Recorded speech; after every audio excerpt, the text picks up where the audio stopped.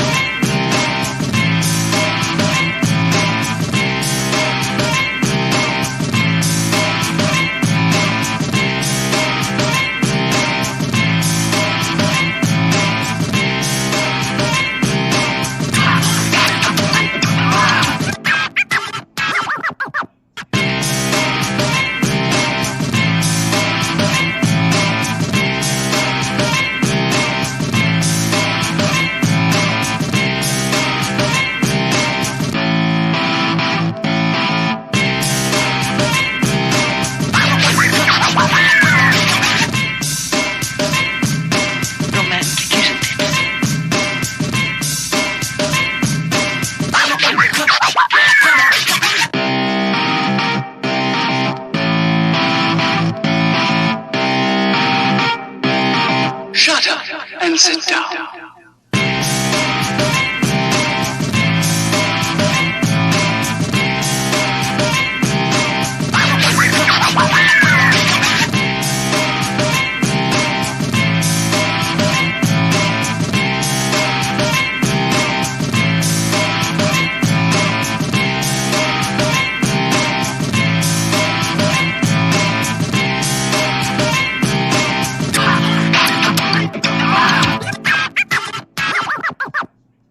Shut up and sit down.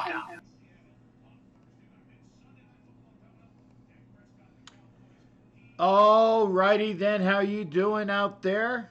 Captain Jack here. Got the stream on. I got some music going today. It's not my normal stuff, but you know, I'm doing some stuff on the fly, so I want to make sure that I'm good to go. And hey, good stuff for at least what I was able to grab. Shut up and sit down. Great game, great day out there. We are here. We are live on YouTube. Got a few people tuned in. That's good to see. And as always, I'm going to make sure that I am here. Got my gear on. I didn't even take it off. Well, at least the top half. Can I say what I'm wearing underneath? We'll see. But I am decent. Actually, I'm beyond decent. So you don't have to worry about that. What can I say? I'm gonna go through some of the scores here and to catch everybody up. Looks like, well, you know what? Let's go through the board. As you know, on Thursday, the Eagles beat the Packers, knocking them from the ranks of the undefeated. Big win for the Eagles. They're 2-2. The Redskins lost to the Giants today, so that's 2 straight wins for the Giants. Now, there was conjecture before that if the Redskins lost today, they would be firing their coach, some guy named Gruden. No, not John. It would be Jay. And if that happens, how long do you think it's going to be till Jay Gruden winds up as an offensive assistant or consultant for the Raiders? Probably within about 2 minutes. Hey, John. Yeah, I just got canned by the Redskins. You got a gig available?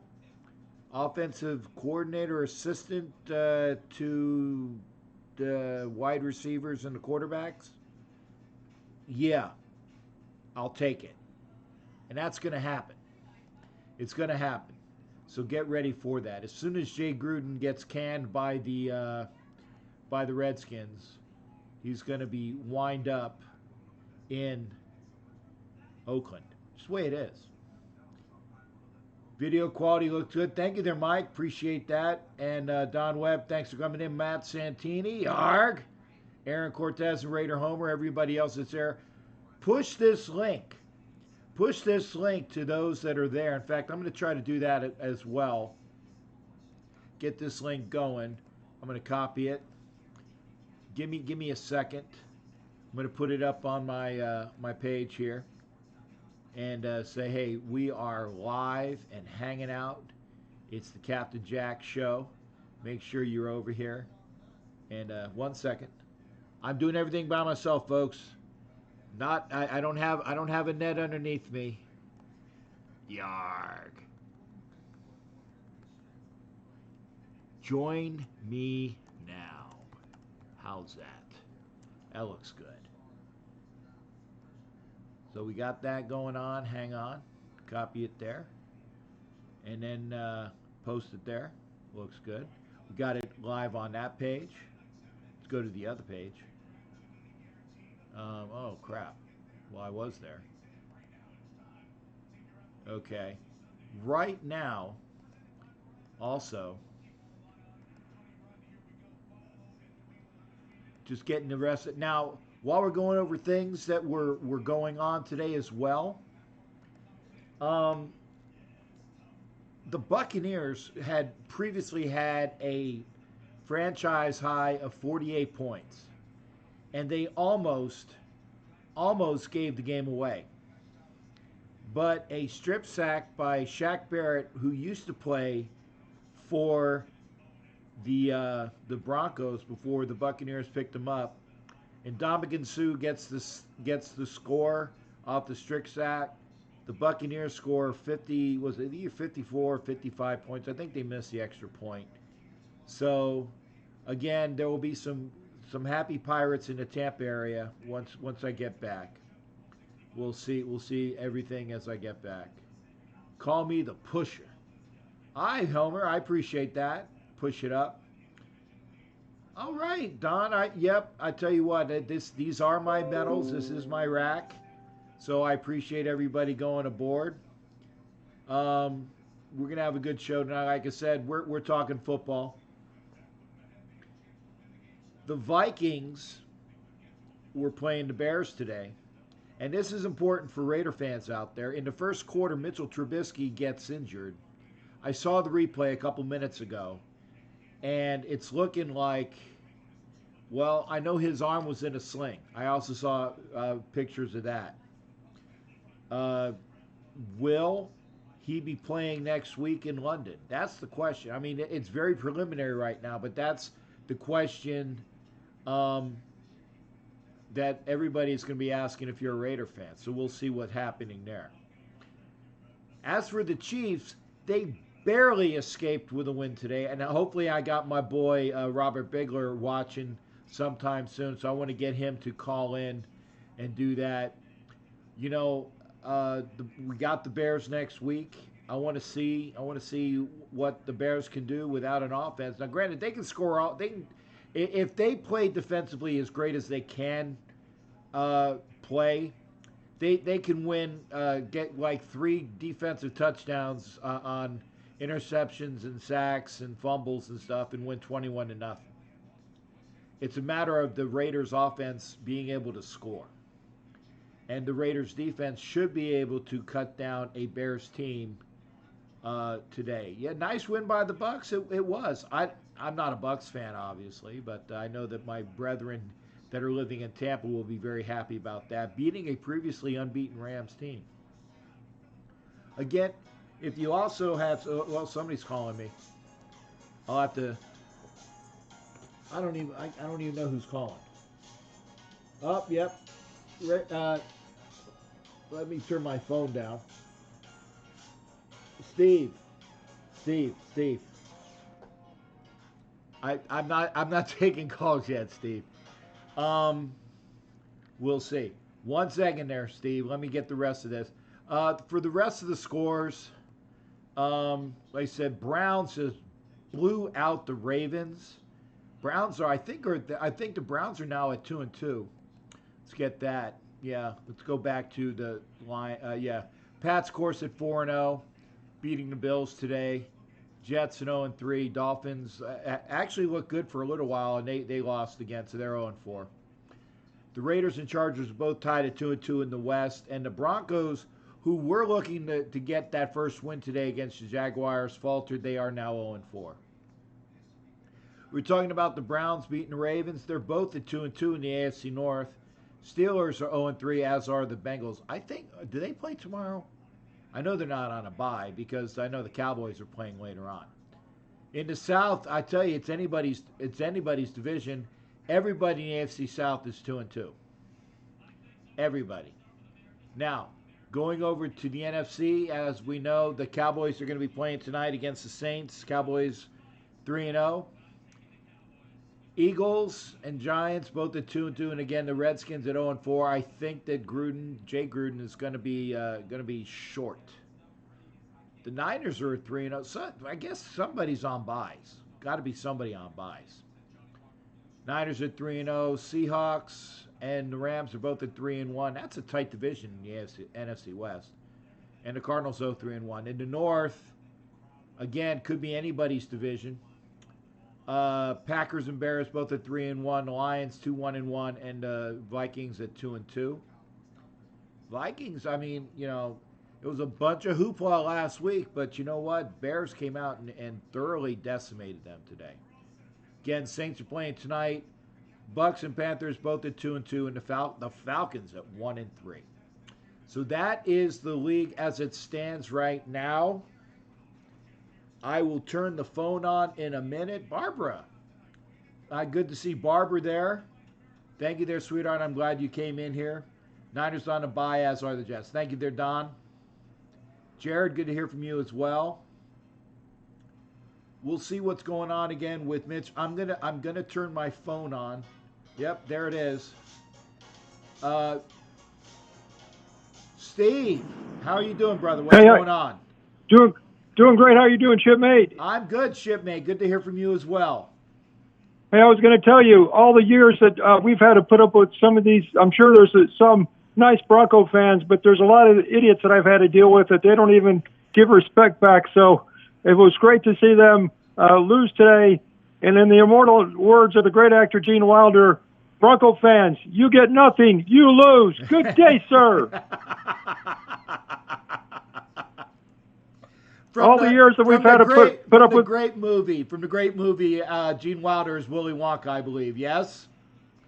Yes, he was. Definitely, he made that movie. That was one of his defining roles among Silver Streak with Richard Pryor. I love Silver Streak. I love Gene Wilder. Rest in peace, Gene Wilder. Rest in peace to Richard Pryor. Great comedian, great actor. Love him. But you get nothing. You lose. Good day, sir. Good day, sir. You know, it's funny, Captain, is they had a 17-3 lead. I was taking a lunch break. I work in the restaurant business, and unfortunately, I got to go back to work here very shortly. But man, it was great after hearing all the stuff we've had, abuse that we've had to put up from Bronco fans up in Denver. People have told me they'll never go back there after they've been up there. But I'm sure there's been some good experiences. But even Kansas City's a better experience, and that soccer stadium, probably that's a better experience over in Los Angeles. You got it. Hey, Homer tells you hello, and Jared is talking about stir crazy, and that's how you describe the Broncos right now. So you hit a nerve there, Steve, in a good way. You hit a nerve, brother.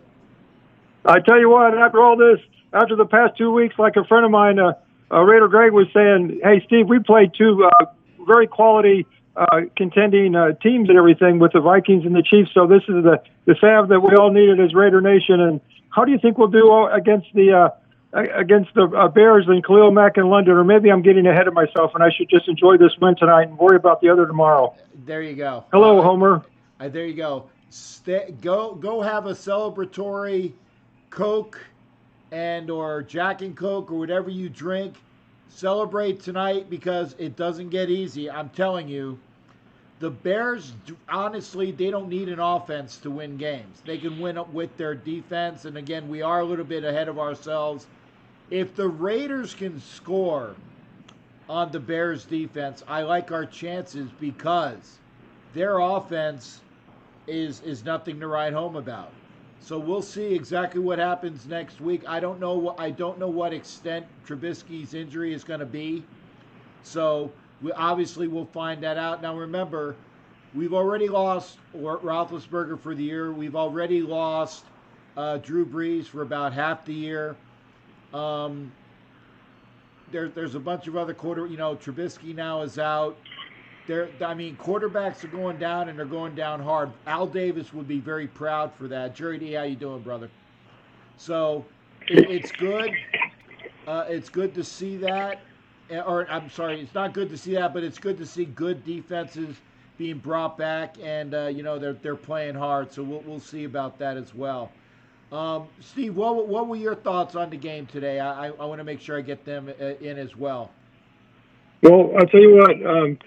This is the part that since I work all day on Sunday, I've only been getting updates on my phone. So unfortunately I didn't see enough to give you an honest evaluation. But I was very pleased by what I saw and everything. Is that I don't think he had any interceptions today. Carr didn't. Did he? I don't think so.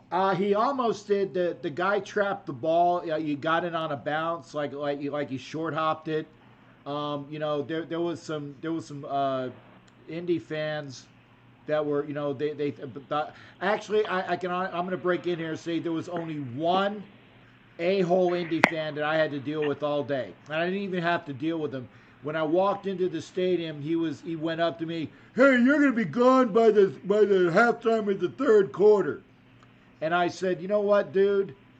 I stayed till the very end. So you got me all day." And he didn't. And when we were winning, he didn't look at me. And then when they had the pick six to definitely turn the game out, he walked out without me. And I'm not an asshole, but I tell you, when people are assholes to me, he's the only guy I wanted to make sure I saw. Bye, but I didn't get a chance because somebody wanted to come down and take pictures with me, so I didn't get a chance to blow his ass up out of the water. But you know what? Such is life. He knows they lost, and that's good enough for me. Like I said, the lady that I'm hanging out with, great gal that she is, she knows that it was a tough game, and like I said, all of the fans were great. So I have that positive thing as well. So again, you were a little bit on the quick side there, Steve. What do you think is going to happen next week in London, since you brought it up? Well, I would love to see us to be competitive. Obviously, we don't want to make it a triple crown and everything. The last two times we went there, and we got our coach fired, Dennis Allen, the first time around, and then last time. So I don't think we have to worry about Coach Gruden getting fired or anything. But what I'm thinking is, I think it's going to be I'm hoping it's going to be a close game, and I hope that Khalil Mack, we keep Derek Carr, his jersey as clean as possible, and we get our Josh Jacobs gets going, and we don't have to go one-dimensional with our passing game, and it's going to be a great matchup. It reminds me of the game. Remember that was it was right after we won the last Super Bowl. They played in Chicago, and unfortunately, David Holm got taken out of he got hurt, and he never came back after that. And that was probably one of the most brutal games that we've ever played. It was in Chicago right after we won our third Super Bowl, what I can remember. I think we met. I know it was around that. I know which game you're talking about. You're talking about the game that Ted Hendricks took out Bob Avellini, and then I think Stable was taken out, and Hum was taken out, and Ray was taken out. I think we had like Ray Guy back there for a little bit until they had one of our. And I know you know this. You're a historian. We took out two of their quarterbacks. They took out three of ours. And then exactly one of them came back in, and that's the one that they show on NFL films where Hendricks goes right over the top of Avellini. I don't think it was after our third. I think it was between our second and third. It was right before the Bears had the the 85, the best defense type of thing. It was in that time frame. But yeah, it was in Soldier Field. I know what game you're talking about. Like I said, it's going to be a heavy defensive game. Obviously, the Raiders' defense back then was wonderful, with all of the guys that we can talk about. The Bears didn't quite have all of the guys that they had for the great 85 Bears. It's going to be a good game. If the Raiders can score some points, and Jerry D was saying this as well, if the Raiders score 23, we win. Because the Chicago offense, especially if Chase Daniels is their quarterback, is not something to really be afraid of. They don't really have a great running game to speak of. I mean, I don't even know who the hell the running back is for the Bears. Why? Because it's immaterial. Because they don't really have a good offense. So we'll see what happens. Give me a quick. You think we can win, Steve? I think we can win. I'm going to be positive. Why not? You're like me, Captain Jack. I'm the eternal optimist and everything, but I'm cautious about it. I think it's going to be. I'm hoping it's going to be 23-20 the Raiders. Okay. Well, I'm going to hold you to that. I'm not even going to put the knockout thing on you because I'm going to let you go. And thank you for calling in there, brother. Hello to Homer. Hello to you, Captain, all the great Raider Nation. And we never walked the plank. We never jumped ship. Take care, Captain. That's right. Hey, thanks for calling in, Steve. Great hearing from you. Great hearing from you. God bless. Bye. God bless. That's Houston Steve, the great historian that he is. Always good to have a great talk from him. So I'm going to put the light back on. It is time. Call now, 813-699-0834. I'm glad I got my graphics back. It was awesome. They weren't in the right place last week, which is why we had the black screen. I had some promo music that I just had to pick up as well. So we're firing on all cylinders tonight. That's good to go. And I'm very happy to say that. Folks, if you're watching this, throw it up. Throw that link up there. Put it up on Facebook and make sure people are coming over. I want to make sure that we have a bunch of callers tonight. If you're here, great. I want to hear from you. Mike, Sarah, Homer, El Rondo, for you. Thank you for coming in. Now, last week we heard from, and I want to make sure I get this right, because I saw him here. He was here. Yeah, Chambo. I think he was from Canada. So thank you for coming in as well. We got Homer. We got Don. Mike Arline. Great to hear from you as well. Jimmy Farrell. Hope you're doing well. Don Webb. And obviously we heard from Houston Steve. Jared is going to give us an update on the Stillers, and we can go from that. Line is open. Jerry D from New York is here, so there we go. I knew somebody was going to call in. Let's see here. Raider Homer, you got the con. I don't know, Jerry D. I'm sorry, Raider Homer beat you to it. Yeah. Oh yeah, brother. Jerry D, you're gonna have to call back in a bit because Homer's on the line. What's going on there, big guy? Nothing much. Shout out to Houston Raiders, Steve. Thank you, Steve, for getting me into the flag unfurling on week 1, man. I really appreciate it. Hey, I'll tell you what, my biggest takeaway from this game is at the end of the game, right after all that crap, they still had 3 timeouts with 1 minute to go, and we were able to hand the ball off and seal the deal. That takes the pressure off a car. That's huge, having a running back like that, and you could tell the difference when they would hand the ball off to Washington or Richard. It was not the same. You know, having a running back like that is huge. Being able to seal the deal, man, that's magnificent, man. Now, how did it play? It's different when you're watching it and watching it on TV. How did it play? How was it feeling on TV watching the game? Because again, I liked what I saw for about the first 3 quarters, and then I got really, really upset with the prevent zone, soft zone BS, and then the kind of like the play calling went out the window at that point as well. So how did it play on TV as far as what people were seeing? Steve, for me, it was stressful. You know, because they got the ball back, with like 2 minutes to go, and then we got that pick 6, and that sealed the deal, but then they go for the next interception. I mean, it was just stressful. But all in all, it just, I don't know, it's always stressful for me, Yeah. I mean, like for me, it was like I said, that my biggest takeaway is not, because you were just talking about a little while ago that Carr had that bonehead pass that almost got picked off. Luckily, they dropped it. But they can't just sit there. We're not one dimensional with Josh Jacobs. And that's huge. So I mean, that's really all I got for you.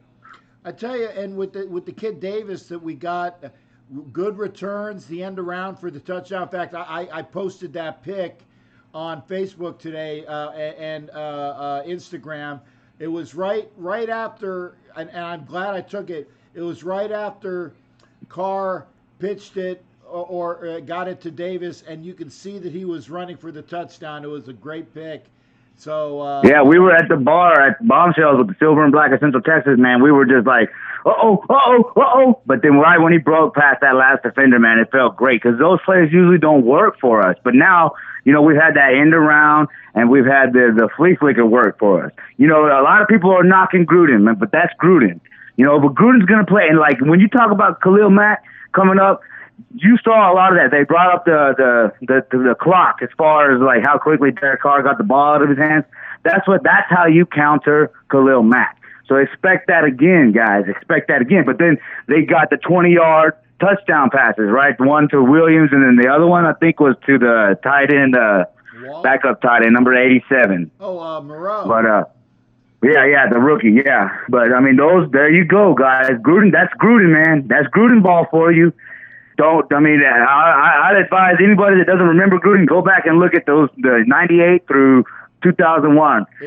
That's Gruden ball. It's frustrating. Like I said, I like wins. Yeah, because we're Raider fans. We want the long ball, right? But remember when Al Davis was still going for the long ball.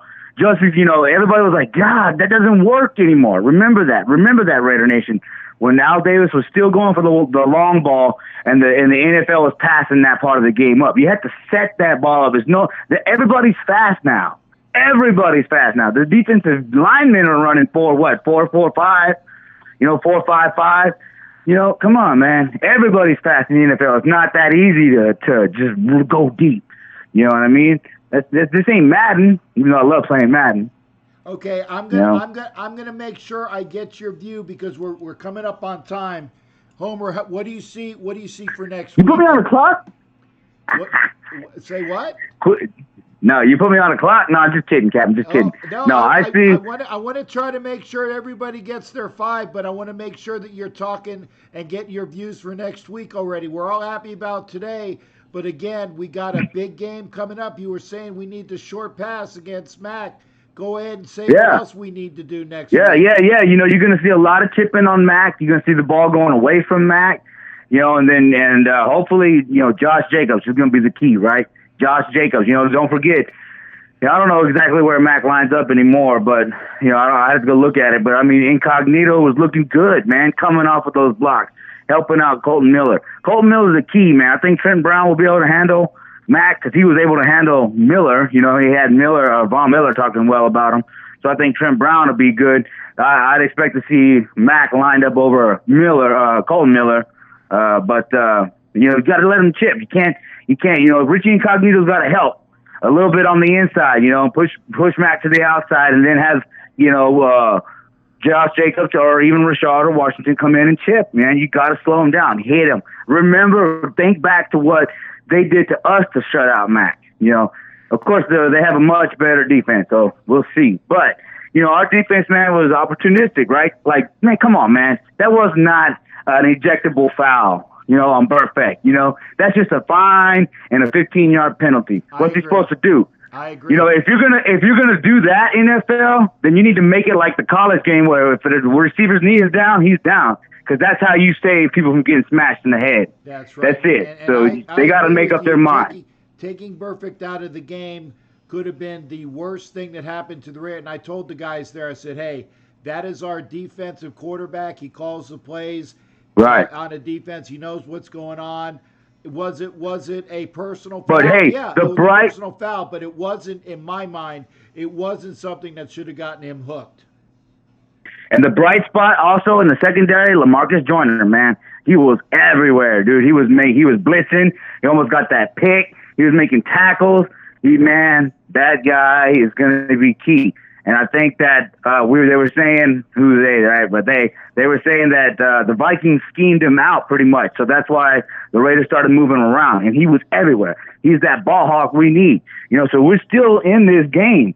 And if we can get, I think if we can get 13 points, we can win, I guess. Okay, 13 to 17 points, we can win that game. So you're calling it a win next week. We go into the bye at 3-2, according to Raider Homer. Raider Homer, it's in the name, all right? I think we're going to win every week, all right? But, yes, I seriously think we have a chance, all right? All right. Well, I'm going to hold you to that. Steve thinks so. A couple other people think so. I won't. And not to mention, Joe Guerrero was there with you, right? And maybe there's something going. He's going to London, and Paulo Rodriguez, maybe the compas can bring a little bit of that luck, and show get the Raiders fired up, I hope so, man. I wish I could go, but I'm going to go home and do some of the stuff that I've been neglecting. Yeah, man, you got to take care of family stuff, man. That's right. So, hey, Homer, thank you for the call, shipmate. Always great hearing from you. By the way, folks, if you're watching this show, make sure you go over to Raider Homer's channel because he's got a lot of good things on YouTube. So you're missing out. Check out Raider Homer's channel here on YouTube. If you're not, I'm going to be mad at you. Thank you, Cap. Thank you. All hey, right. And I'll be looking forward to getting you on the Raider Party podcast with me and Raider Nikki and Raider Wea. I'm sure she'll show up too. Okay. Well, always good hearing from you, brother. You take care of yourself. Be well in Texas. You too, brother. All right. That's Raider Homer. And that means the line is now free, so you don't need to knock anybody out. I'm going to take that knockout in. Transition there. I'm going to put the call in, and we're going to transition there. So there we go. Line is open, 813-699-0834. Jerry D, you were calling in when Homer did. Whoever calls in first gets the line because the second person goes behind them. It's not that I'm playing favorites. It's just a matter of what's going on. 813-699-0834, 813-699-0834. Now, next week, again, since I'm not going to the game in London, it'll be I'll give people a little bit of a transition, but make sure that you're there for the game. Mike Serra, you are on, shipmate. What's going on with you? Oh man, I'm a happy person today. This is a great win, man. Yeah, it was. So give me your impressions of it. Well, all week, the secondary, especially safeties, were getting abused by the press, by anybody, everybody and anybody out there. And what happened today? Our three best players on defense: Marcus Joyner, Harris, and Carl Joseph. I mean, they played great, and the safety stepped it up and played great today. That was really that was one of the things that I took out of the game. Well, like you said, the D played well. Now, stifling. Now, I will say this, though. The Raiders caught a break today with T.Y. Hilton not playing. Yeah, that's true. The Colts were down their best linebacker. They were down their best safety, and they were down their best offensive weapon other than Mack. Mack was a great running back, but if you scheme and get Mack out of this game, the Colt wide receivers dropped a bunch of passes, and Eric Ebron dropped at least 2, if not 3 passes that could have changed them as far as, there you go, even Don said it, 3 drop passes. So, yeah, but you know what? I take that all part of the game. I don't even look at that stuff. I take that as it's all part of the game. I mean, look at Tyrell Williams dropped a touchdown pass today in the end zone. So, it's all part of the game. I don't look at that as, hey, that's the reason why we did this or why that happened. I just think altogether the defense played incredible. I know I was a little upset about that late touchdown, but, that's Raider football. We're up 24-10. I said, this is still going to be a close game. Watching my friend, I told him it's going to be a close game. That's how it is. Yeah. We never blow people out. Yeah. I mean, I'd like to see that happen again. I don't recall. I can't remember the last time the Raiders actually beat somebody by double digits, for example. It's all been close. Yeah, I don't remember even last year. I know there wasn't a game last year. Everything was close last year. Yeah. Well, you only won 4 games too. But I was going to say, I don't even remember who we won against last year. I just know we only won 4 times. Yeah, I think the only game we really dominated was that Denver game last year on Right. Christmas Eve. I think that was probably the most dominant game we had. But Yep. I agree. And then Josh Jacobs, man, that guy, he's not flashy, he's not fast, he just is shifty. And he finds his spots, and he seems to get in and out, and just he finds the holes, he finds the spaces, and then he breaks loose, and he's elusive. So I mean, he's not the fastest guy, he's kind of a plotter, but man, that guy he's definitely the difference maker on our offense this year. So Good. So, Mike, are you going to be joining us in Kansas City in December, or are you going to be joining us in Houston, or are we going to be seeing you? I know that you're sitting. I wanted to be out there. I wanted to be out there in Indianapolis today. I wanted to be out that game. I just my tickets fell through, and I just didn't get it together to make an effort to get out there. But I definitely wanted to be there. But after, if they'd have won last week, I probably would have been more pumped about getting there. But after last week's game, I wasn't real confident in this week's game. Gotcha. Well, we'll make sure that I definitely want to make sure I see as many folks as I can. That's why I stay dressed up top, so you guys know that because normally I'm just dressed in a shirt and a hat, but hey, it's game day, and I wanted to make sure I put on some good stuff for the camera for all of y'all. What do you now? We're coming up against it. I got about a little over a minute left, Mike, as far as at least the 5 before I start putting up the knockout the caller. What do you see? Oh, that's fine. What do you see for next week against the Bears?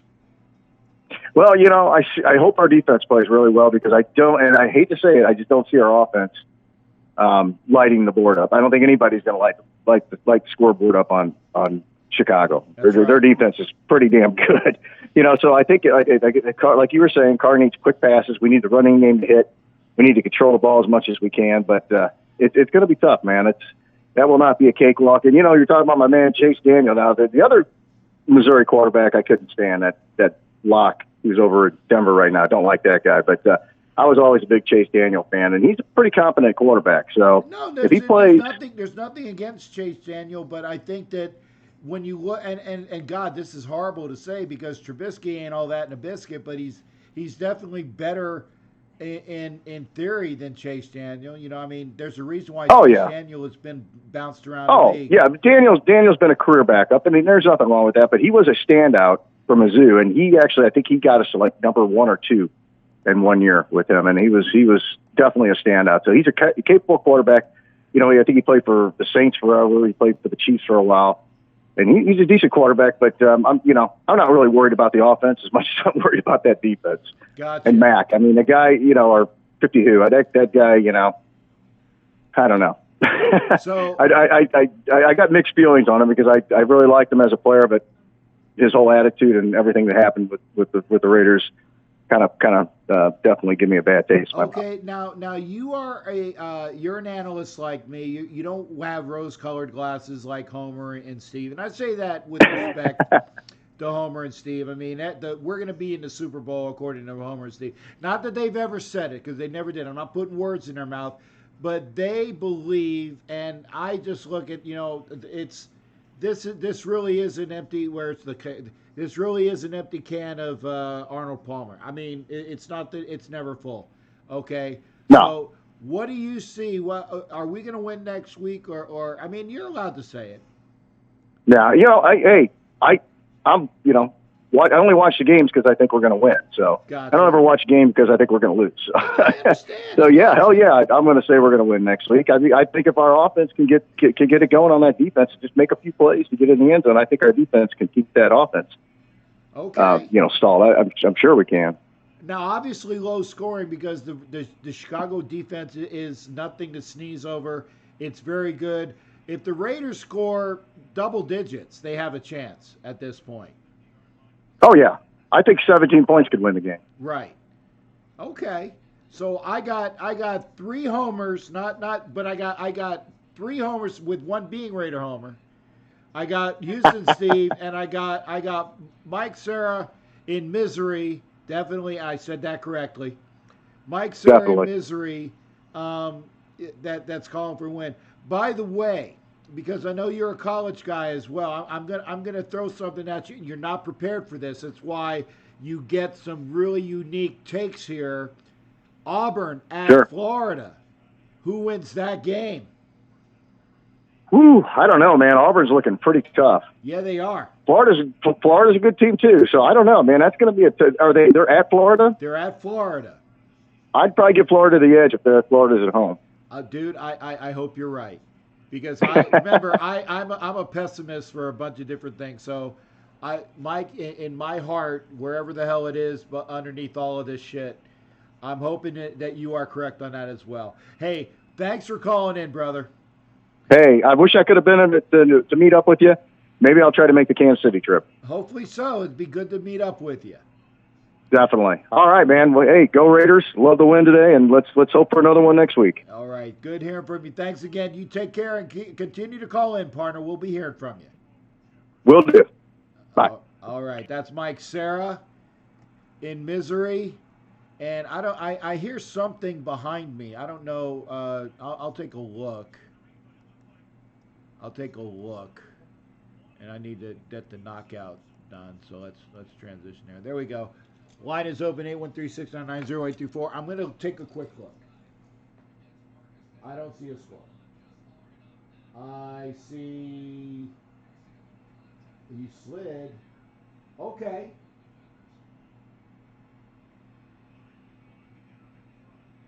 Nothing. 7 minutes to go. Okay. So you're not missing anything by watching some guys named Collinsworth and Al Michaels who are horrible. Hateful, horrible. I'm a Gator. And Chris Collinsworth is the only Gator that I can think of that I despise, loathe, and abhor. Because he's such a douche. He's a douche.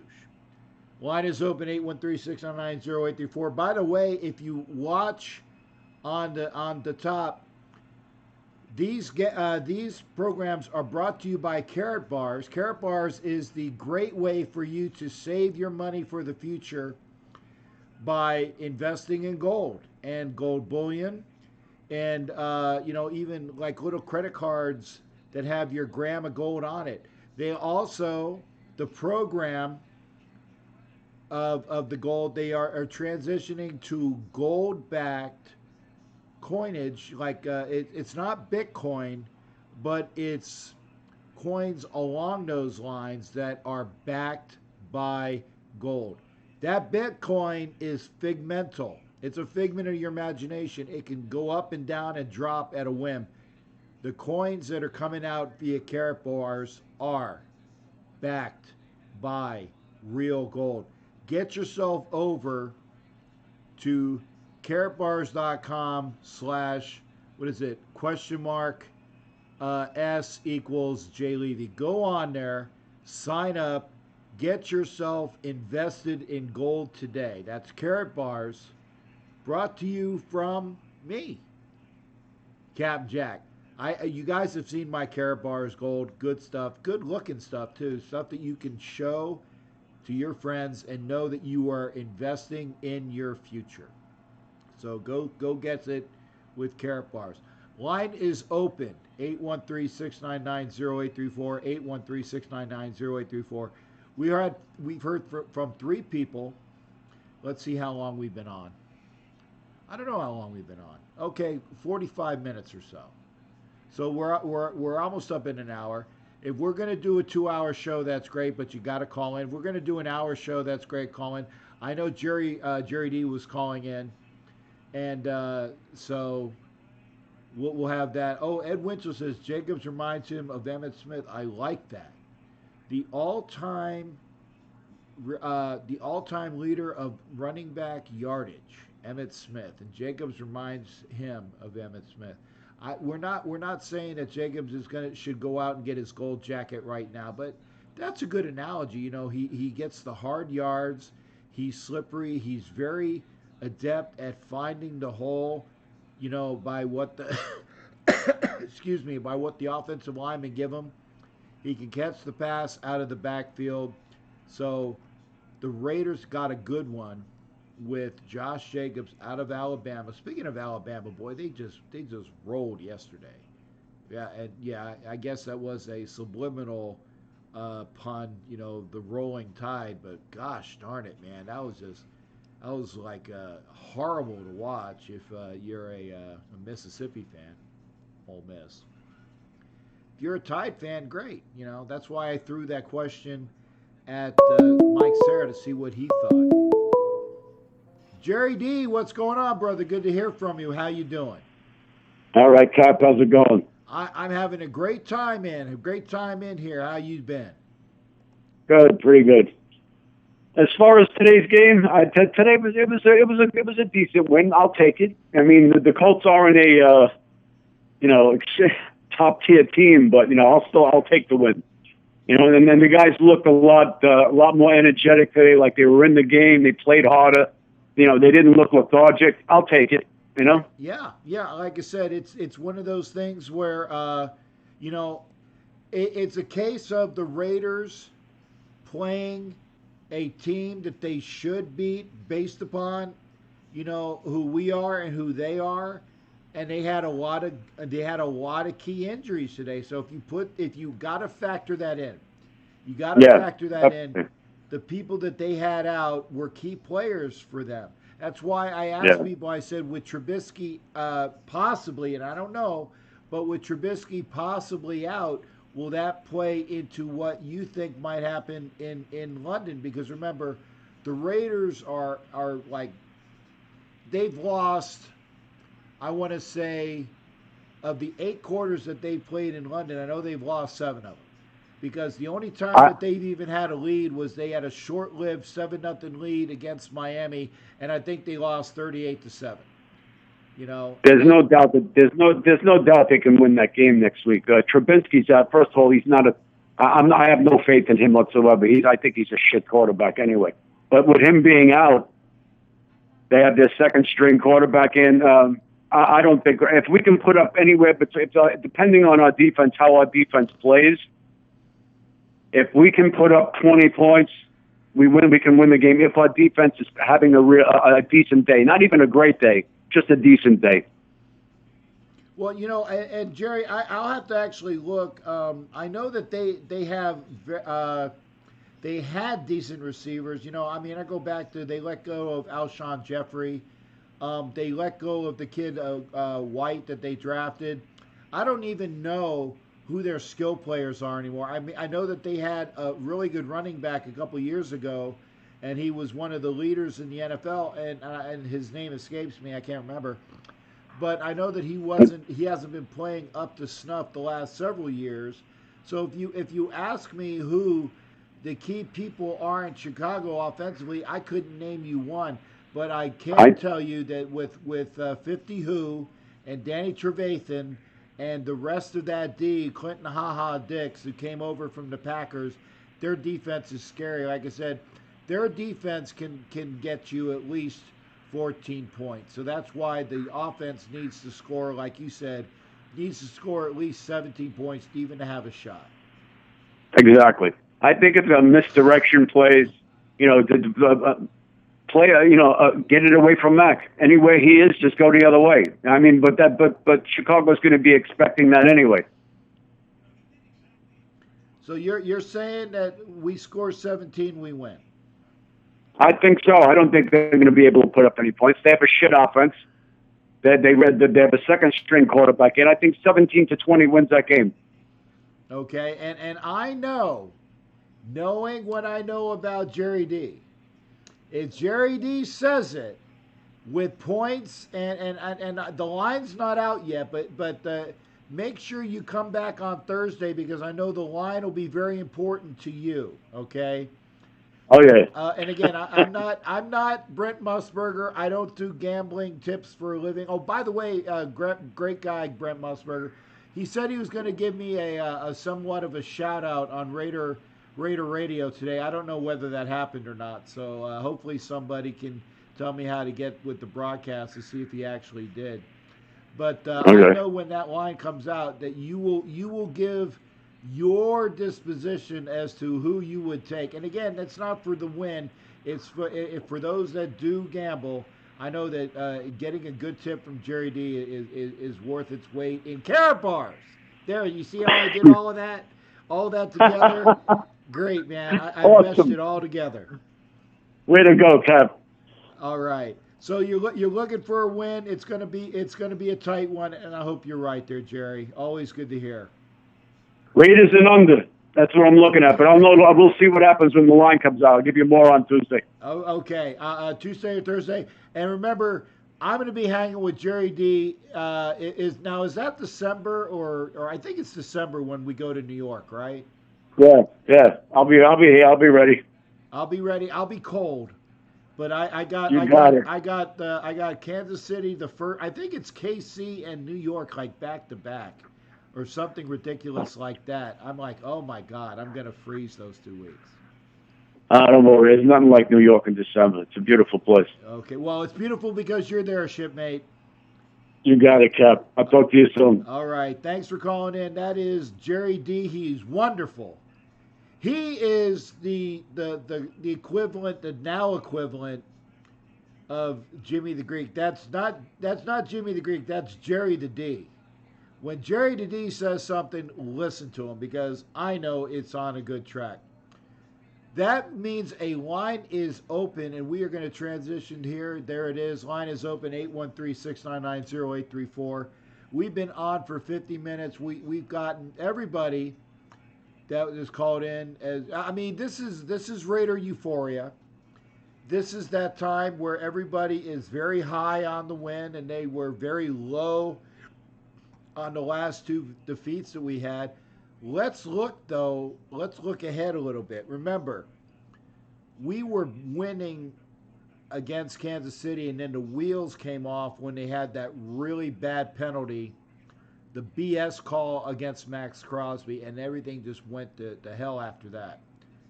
Kansas City escaped with a win against the Lions.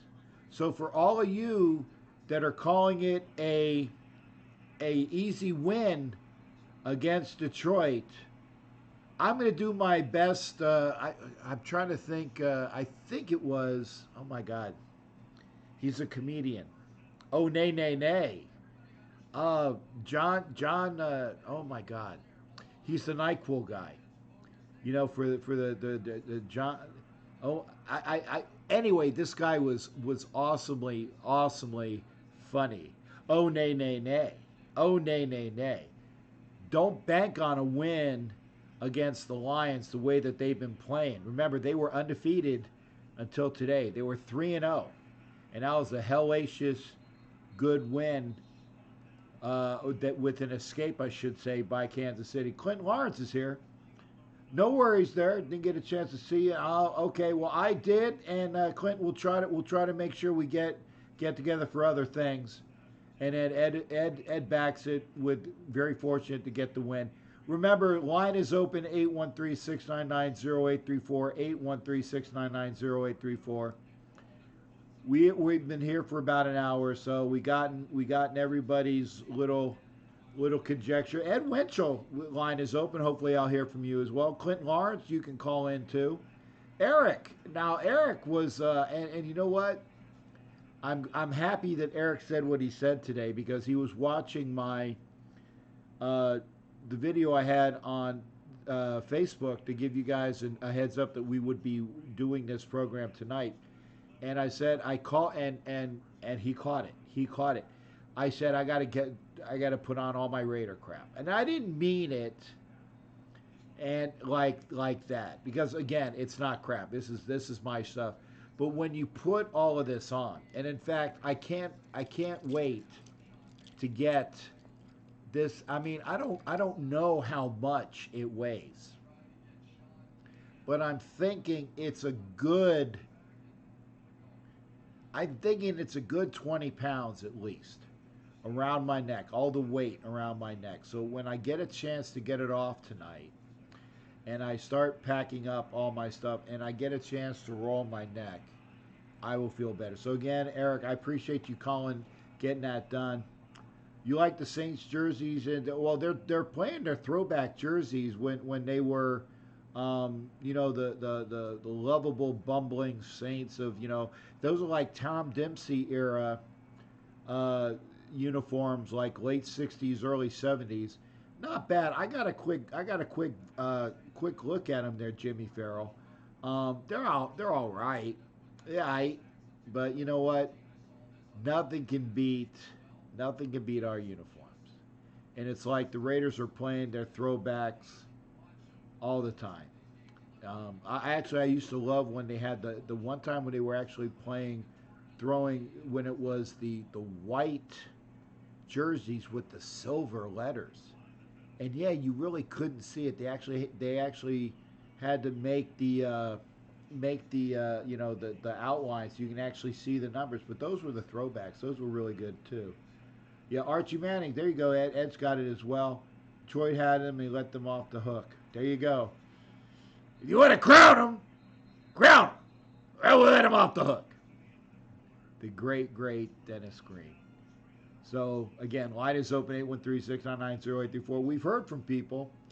Jimmy Farrell, Eric Amalung, hopefully I pronounced that right, and Ed Winchell, and Jimmy should come in. Clinton Lawrence, hopefully we'll hear from you as well.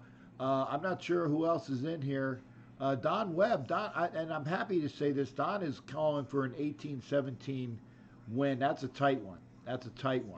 Don's calling for a win. Who else is here? Jared, like I said, Jared was in. Be good to hear from Jared. Jared is always spot on with some good reports from around the league. He's like my, and I don't pay him obviously, but he's like my around the league reporter.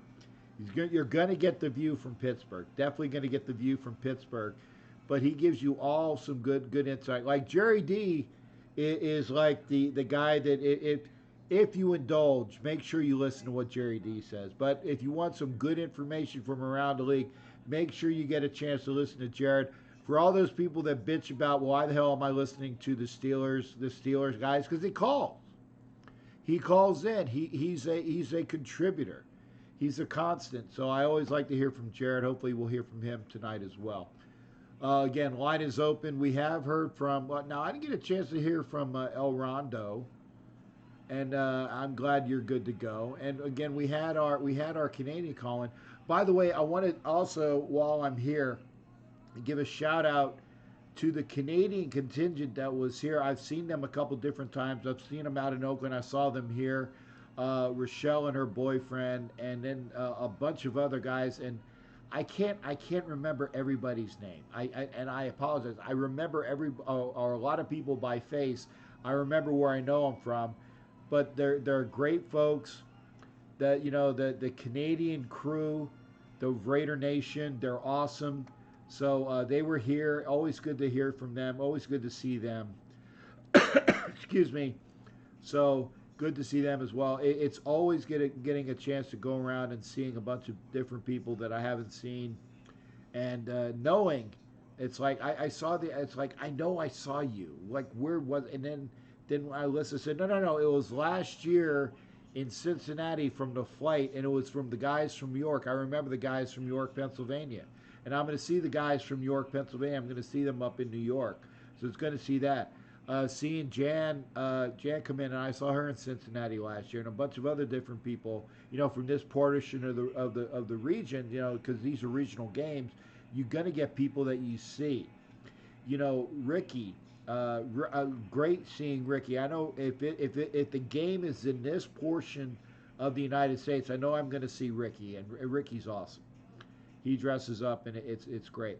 And obviously Joe Morrow and his Mrs. Mr. Mrs. Raider. It's great to see everybody. So make sure if you can. Gosh darn it.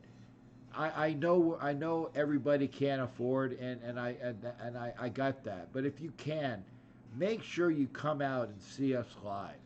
See a Raider Nation game live.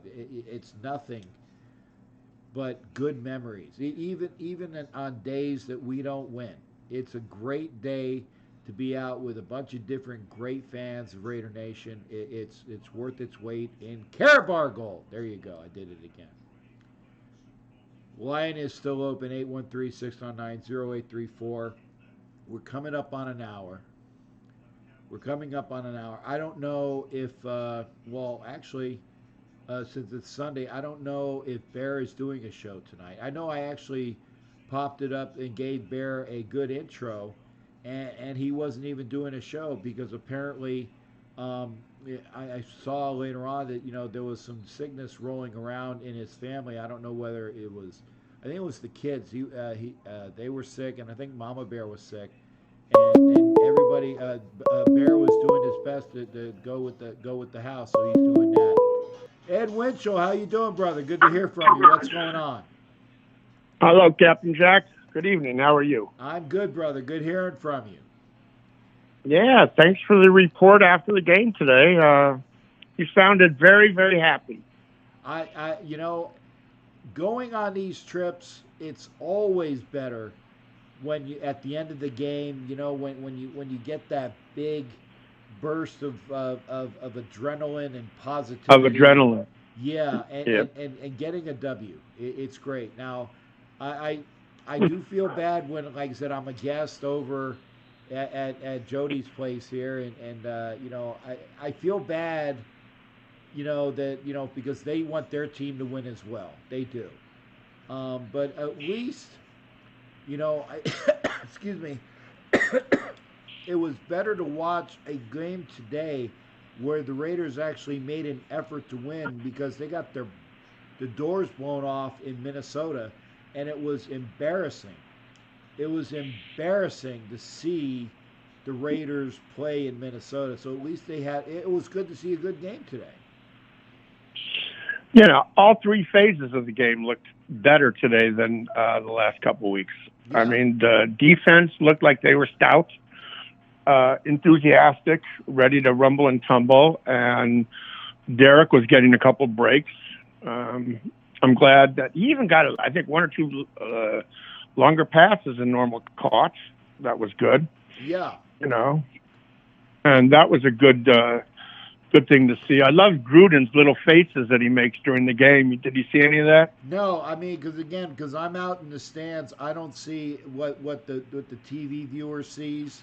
I will. Yeah, I thought it might have been on the jumbotron or whatever, but he was making the funniest faces today, sticking his tongue out and moving his mouth all around, and pure John Gruden. Yeah.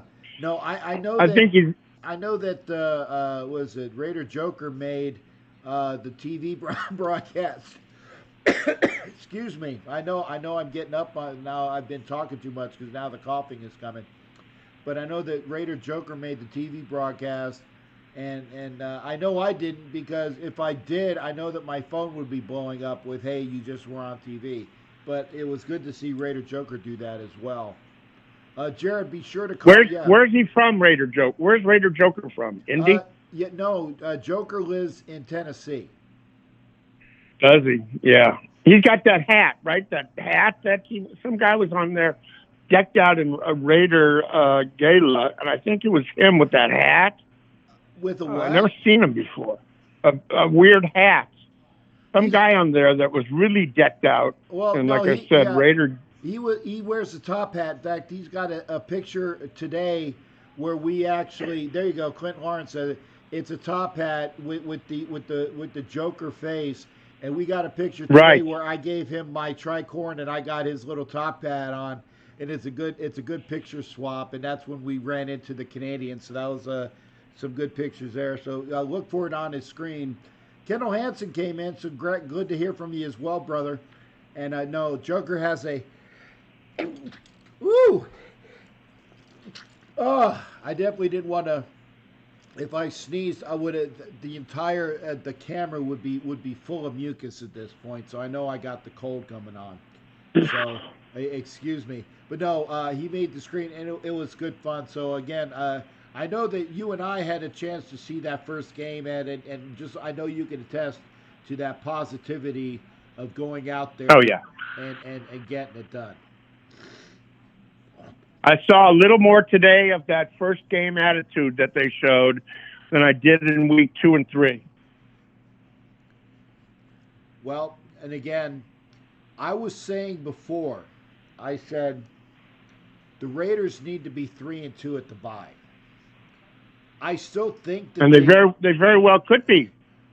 Jack, they very well could be. They could be. But a lot is gonna depend upon what the report is on Trubisky. And if Trubisky doesn't play, I like our chances a lot better because again, it's the Raider offense against a really good Chicago defense. The Chicago defense that kept the running attack of Minnesota in check today. That they didn't even have a score until like about I want to say it was halfway through the fourth quarter. Minnesota finally scored. So. You know, I think if we play to our druthers, we have a offense that is on a par with Minnesota. In fact, I think it could be better. They just didn't show it last week. So we'll see what happens there. Now again, I'm not putting words in your mouth, but you think that we can win next week as well, Ed? I think we can. Yeah, I don't see any reason why we can. And that is because I believe our offense is good enough to put some points on the board. And that's all it's going to take, because I don't think the Bears are going to be offensively looking good any way you look at it, to be honest with you, Jack. I know. I'm actually going to have to do some studying this week. I mean, I don't even know who the hell the Bears have on their team that doesn't play defense, other than, like I said, I know Trubisky is their quarterback and Chase Daniels is their backup quarterback. But I can throw a dart on the wall and maybe find somebody else that I know that plays for the Bears offensively. I honestly can't name you anybody. Give me a little bit of time to go and find out about it, but we'll see. So you're calling it for a win there, Ed? Yes, I am. Okay, I am indeed. I'm gonna hold you to that, and I'm gonna let the line go because I want to hear from Jared as well, and it's always good hearing from you as well, Ed. All right, partner. I hope you feel better with that cough of yours and have a nice, relaxing weekend next weekend. Well, it's going to be a working, relaxing weekend, but it has to get done. Okay, buddy. Well, good talking with you. Okay, take care, Ed. Good hearing from you as well, which means a line is now open. I'm gonna change the thing here. We got that. Call in, transit. There we go. All right, because I had them both on. Screwed up. Apologize. Line is open, 813-699-0834. I think I'm going to hear from Jared, hopefully so. Jared says that the Pittsburgh story is the backup story. So I know he's got some juicy stuff for us. I don't know what it is. Hopefully he will let us know pretty soon. So I'm expecting Jared to call in. Always good rapport here. And again, Kendall, I'm glad you came in as well. I'm glad that everybody came in here. It's always a good time here. I wish we had more folks that could come in and just join us, because we have a good time here, and that's always a good thing. Jared did call in. What's going on, partner? How you doing? What's going on, Captain Jack? How you doing? Well, I got my cold back. It's probably because I'm sitting here in my short pants when I should have some really long pants on. But that's because I have everything else. But we'll enough of that. No more visuals there. Yes, I do have shorts and short pants and stuff like that. So I'm not running around here naked. Not in any stretch of the term. So we're good. Talk to me about this big story that you had.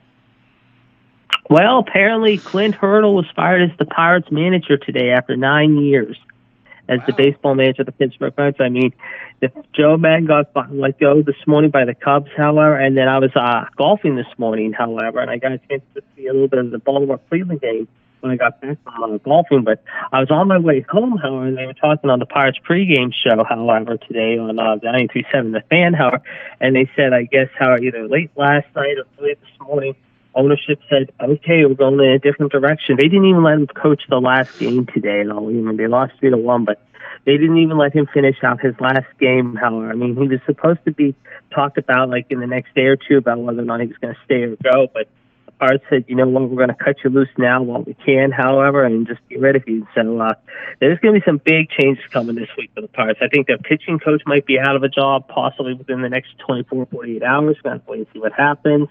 I mean, there's going to be a lot of questions on this Pirates team in the offseason. But the big story was one of the big announcers, Steve Blass, however, who was here for 6 years, however, called his last Pirate game today, however, as commentator. And they had a very good ceremony about him last night before the rains came. And they honored him before the game today. So this was his last game as an announcer for the Pirates. But, yeah, Clint Hurdle's been fired. You said you're saying Steve Blass, right? Yes. Steve Blass, for all you guys that don't know sports, if you remember Rick Ankiel, who was the former pitcher for the Cardinals, and Ricky Romero that couldn't find the plate.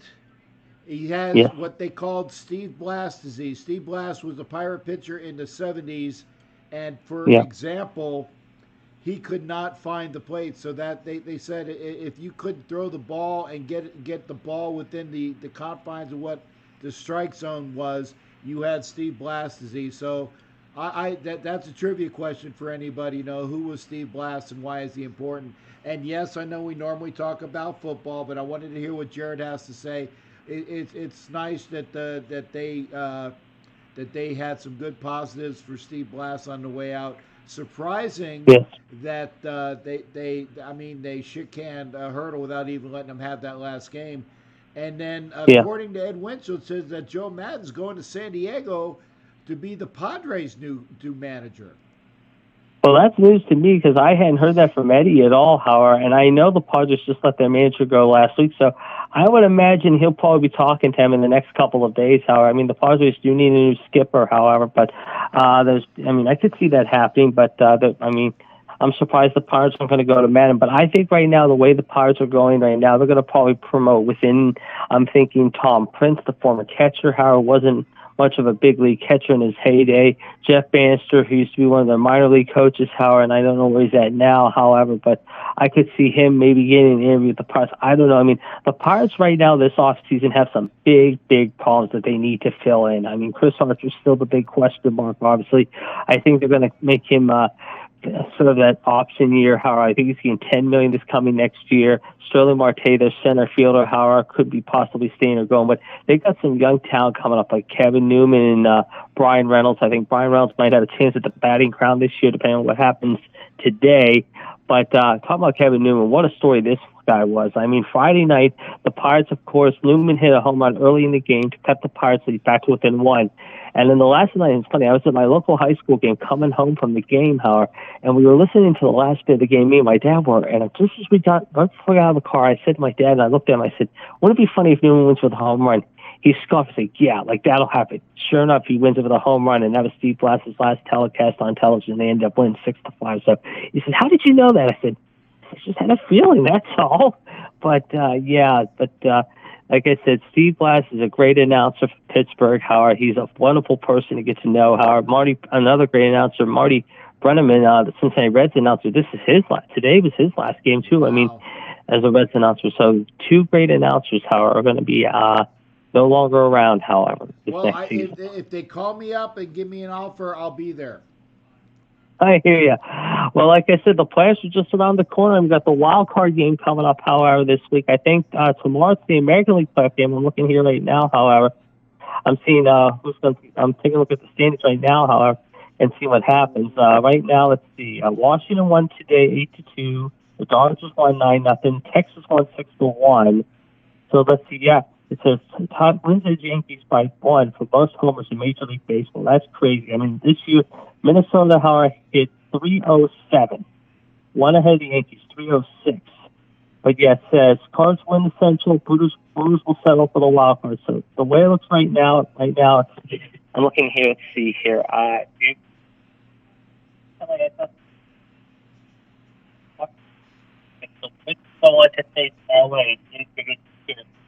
So right now, I'm Washington. I think I'm going to start strong starting that game.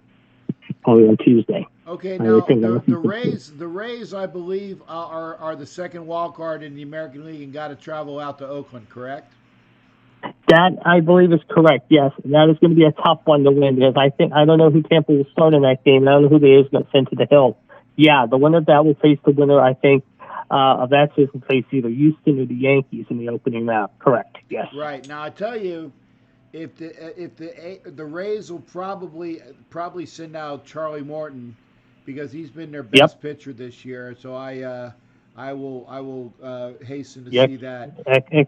Expired ex-Astro, and they also got Tyler Glass now. However, I mean, you got Tyler Glass now from us along with Ryan Meadows, and he's been a big plus for you guys. And I mean, Glass, I think he was 7-1 or 8-2 this year, and the ERA about 2.5. But I think right now the Astros are just too damn good with that threesome rotation of Greinke, Cole, and Verlander. I don't think anyone's going to touch them at all. And if I'm the Yankees in the first round, I'd be very, very careful with this 3-man rotation. Okay, now I'm gonna ask you a question, then we're gonna get off the line. We're gonna get back to football. Sure. Ed Winchell says Dodgers-Yankees World Series, correct? I believe he said it was Dodgers-Yankees World Series. You know what? It's not a bad pick, Eddie, but you know what? I'm going Houston-LA. I think Houston can beat New York. I really do. With that rotation, I think no one's going to touch LA unless Atlanta does something. But right now, I think it's going to be LA and Houston in the final I see. Okay, no skin off my nose. I'm going to see the Dodgers play in a World Series if all goes to fruition. Yeah, my friend who I went to high school with, Howard, she lives in Santa Monica but works in L.A., and I know her roommates are big Dodger fans, and I know they're happy as hell that they won the West. I mean, they just blew everyone out of the West, Howard. But tomorrow night we got a big game. Obviously, we have to win tomorrow night. We got the Ravens next week. The Ravens looked a little shaky today, even though Mayfield had a good day, however, and Chubb ran all over that Raven D. But we have got to get it back together tomorrow night against Cincinnati. I think we can get Andy Dalton flustered a little bit, but we got Baltimore next Sunday, and then we go out to L.A., Howard, in 2 weeks to play Rivers and the Chargers, who spanked Miami today by 20. Okay, so bottom line, Steelers win Monday, yes or no? Yes, I think they have to at this point. I'm going to pick them 28-10. Okay, that's the line. Jared, thank you for calling in, partner. Always good hearing from you. You too. I'll talk to you soon. All right, good. That's, like I said, that's our report. Jared, you're going to get some good stuff from Pittsburgh with Jared, and you got other sports things. Yeah, it was a baseball segment, but hey, I will accept it. You know, because we're doing that transition to the playoffs. Obviously, I like to have Sundays be sports talk for football, but you know what? Jared gives me good stuff, so why not? So with that having been said, we're going to transition. We're going to get things squared away. Call back in. Line is now open, 813-699-0834. Jerry D says the Bears are favored by 5, okay? Now, that line is going to change if Mitch Trubisky is out. So we'll see what it has to say. Jimmy Farrell, talk to me. Give me back the football, partner. What's going on? Well, I wanted to comment about the baseball, but if you don't want to hear that, no. Go ahead. Give me a quick take on baseball and get me back on football. Okay, I say this every year. Thank God for Yankee baseball. Okay. Because Twins have no shot. None. And can I ask you something? Sure. Are the Red Sox in the playoffs? No, they're not. No, huh? No. Oh, but I thought Tommy Diaz said they were going to make the playoffs. I know. Oh, that's too bad. Yep, I know. Dig it, Tom. I get it. They're not there. Okay. Now, I before think you it's get going to me be on football, Dodgers, Yankees. Are you feeling better? Okay, football. Are you feeling better? I'm sorry? Are you feeling better? Well, I got to go back to the city because my ENT doctor botched my biopsy again. So I'm going to a specialist in Manhattan tomorrow morning. Okay, well, for another biopsy. Good thoughts and prayers for you for that there, Jimmy. All right, bring me back to football. What's going on, brother? Okay, are you happy with today's game? Am I happy? Sure, we won. Am I ecstatic? No. And there's a big difference. There's a big difference. Like I said. Are you satisfied? Oh, I'm satisfied. Yeah, because we won. But here's the thing. We won against a team that was minus 3 of their key players, and we let down in the fourth quarter playing soft zone bull crap, and then conservative Gruden stuff. Now, if Jay Gruden gets fired by the Redskins sooner rather than later, and I think that's going to happen, especially with the Redskins losing, Jay Gruden's going to be a member of our staff quick. I'm not sure if it's going to be immediate, but I know that as soon as now, depending upon how his contract is written, I don't know how his contract is written. I don't know whether if he gets fired, he can immediately do something. I will say this though. Jay Gruden will be a part of the staff next year for sure. Whether he immediately joins the Raiders, that remains to be seen. And I think that that's a good thing because Jay Gruden has been in the league more recently than John, and I think John needs to give some of that over to somebody that's been here doing that. Now, granted, his teams aren't doing as much, but give him a fresher start with some people that actually can do the job with Derek Carr, Darren Waller, Jacobs, and the entire crew, and have Jay Gruden there. And I saw what he did with the Orlando Predators. Yes, I know you guys don't know what the hell I'm talking about. But in the Arena League, Jay Gruden was the quarterback and then the coach of the Orlando Predators, and these guys would consistently score humongous amounts of points. I know it's the AFL and they score a tremendous amount of points, but Jay Gruden did a lot there, and that's why he got his job with Washington. I think he will help the Raiders out. And I'm losing my patience with Paul Gunther. I just don't feel confident in this defense. This defensive line continuously, no pressure on the quarterback. Okay? I mean, if it wasn't for Harris for that pickoff, this game would have been a lot closer. Okay. Am I right? Or am I wrong? Okay, what was that last portion again? If it wasn't for Harris for that pick, for a touchdown, the game would have been a lot closer. Exactly. And that is when that one piece of crap fan that I had the issue with walked out because he was, he wouldn't look at me after he did his little bits of crap when I walked in there. And, and you didn't say anything, and I didn't get a chance to give him the see ya on the way out. But, if it wasn't for that pick, that game is it's still a lot closer than it was. The Raiders still gave them a garbage touchdown after that.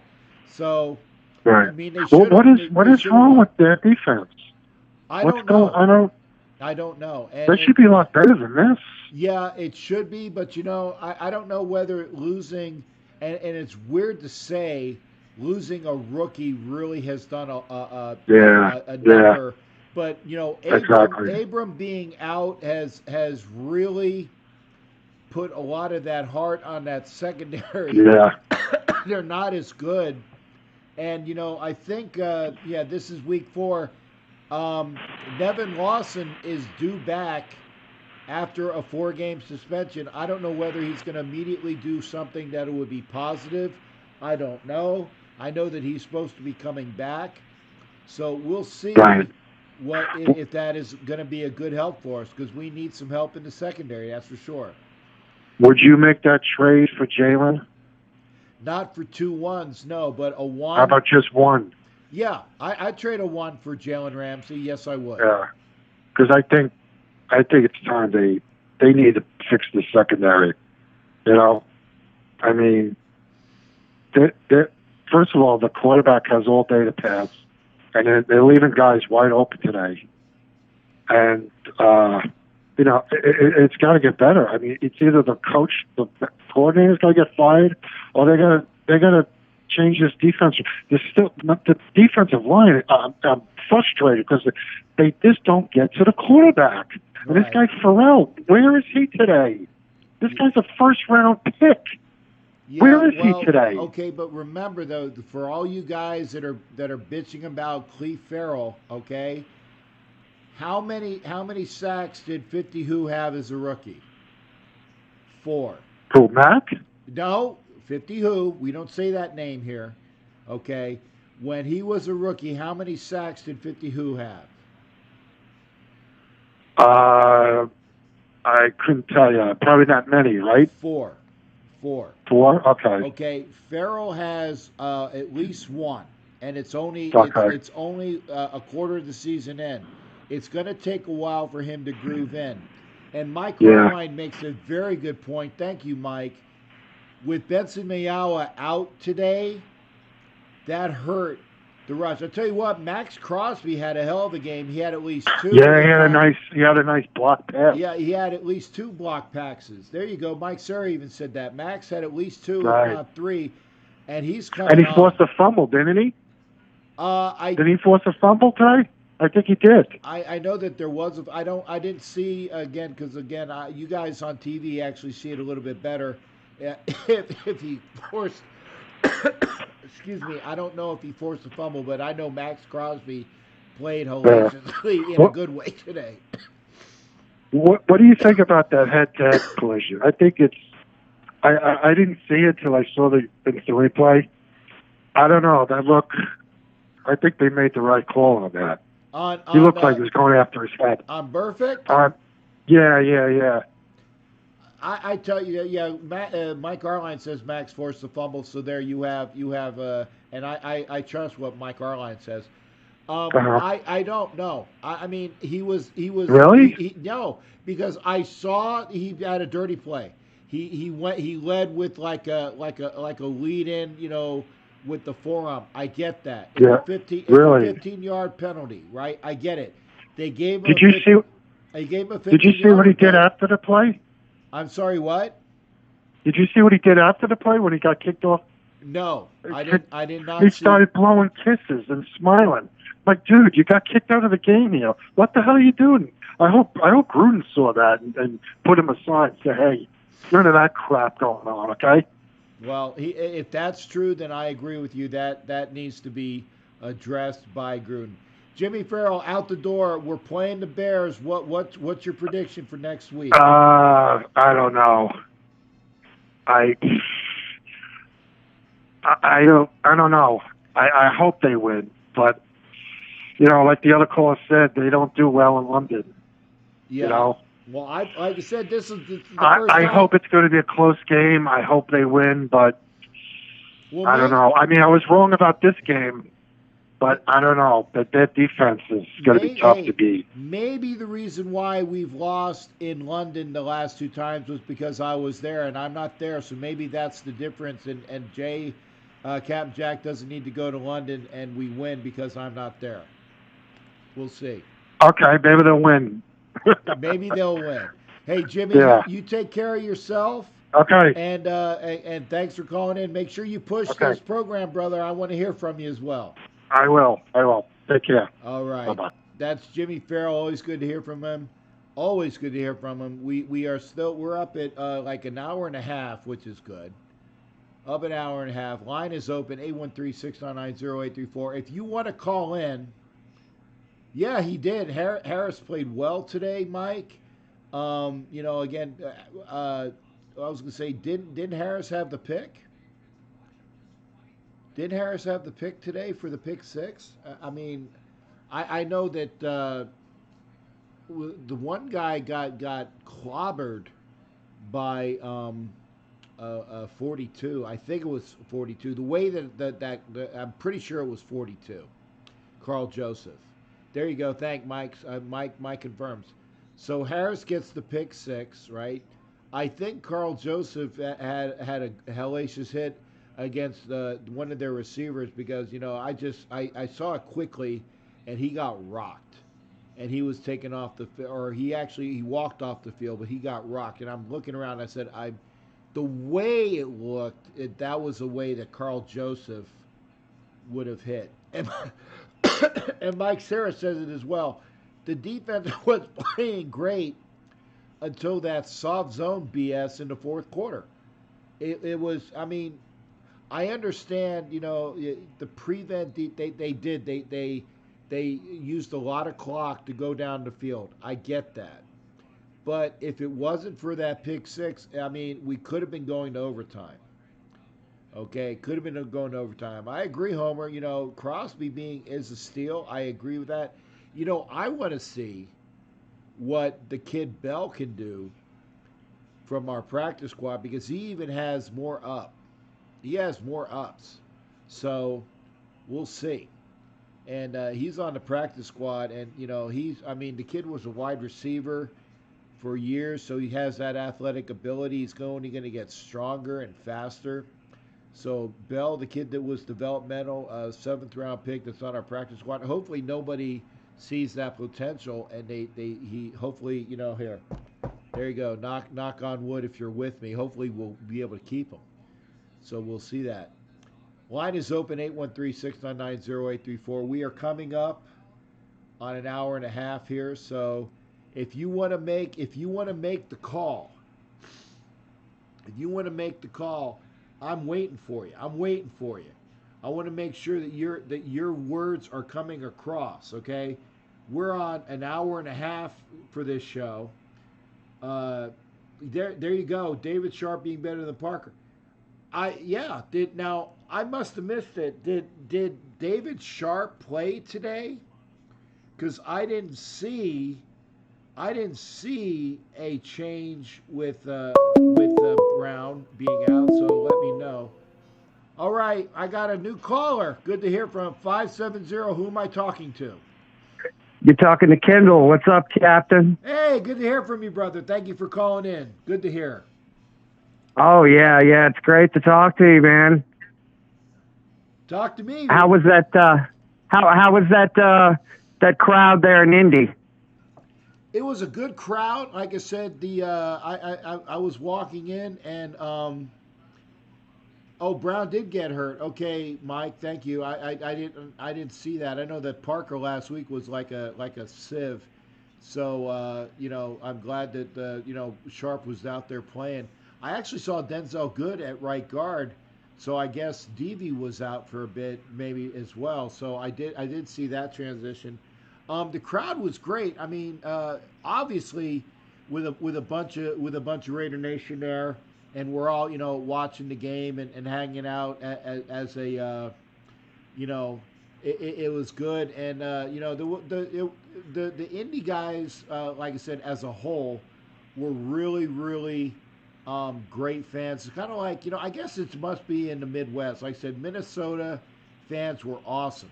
They were awesome. The fans here in Indy were great, except for that one kid that I was telling you about. You definitely just wanted to knock him the hell out.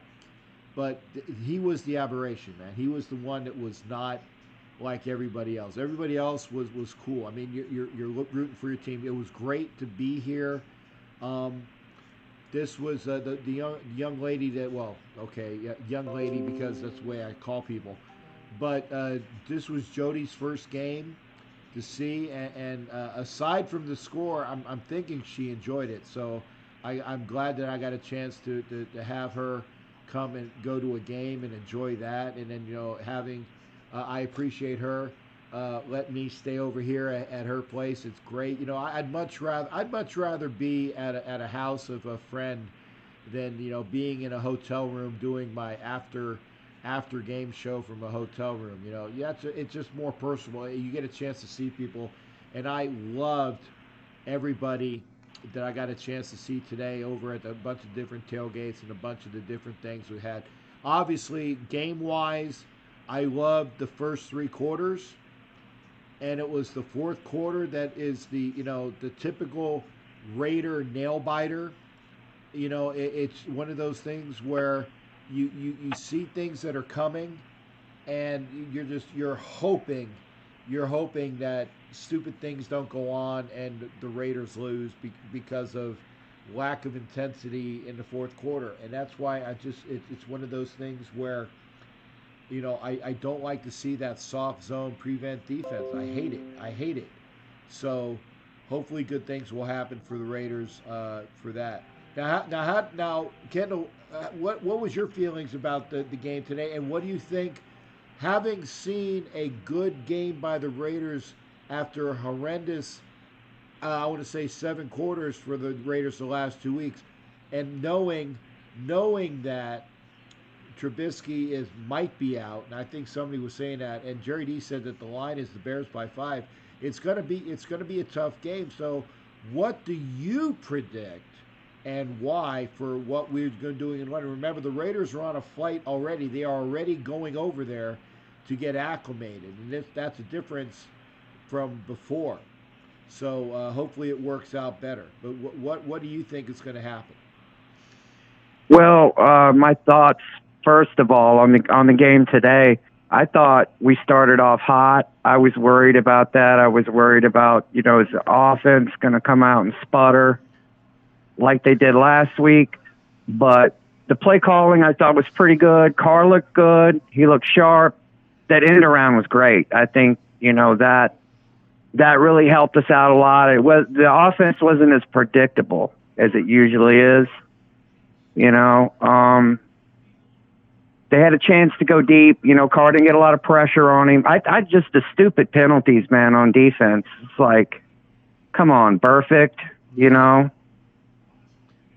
You know, it's like he did that last year. I mean, he's done that his whole career, and it's just like incognito comes in and all the problems he's had, and he's played great on the field. Yeah. So. And I will say this about Burfict. Now, again, I didn't see any of the things about him, blowing kisses to the crowd or the officials.